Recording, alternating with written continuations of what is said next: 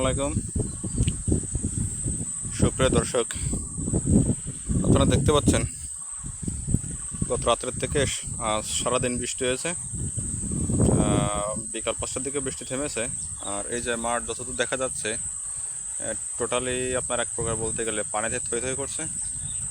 যারা আমন ধান রোপণ করেছেন তাদের আমন ধানের চারা এখনও পানির নিচে। যদি আল্লাহর রহমতে আজকে রাতের ভিতরে পানি সরে যায়, তাহলে দেখা যাচ্ছে সে আমন ধানের চারাগুলো বেঁচে উঠবে। আর না হলে আবার নতুন করে রোপণ করতে হবে। আমরা যারা কৃষক, আমাদের এভাবেই কষ্ট করে চলতে হয়। পুরো মাঠটা পুরো বৃষ্টির পানিতে থই থই করছে।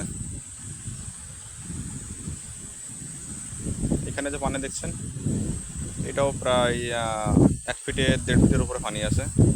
পুরো মাঠে মিনিমাম সর্বোচ্চ জায়গা যেখানে, সেখানেও 1 ফিট পানি আছে।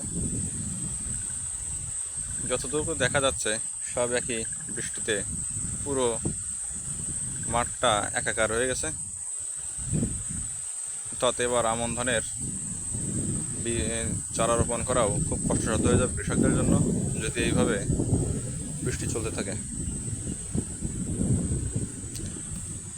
সবাই লাইক, কমেন্টস এবং শেয়ার করবেন। ধন্যবাদ।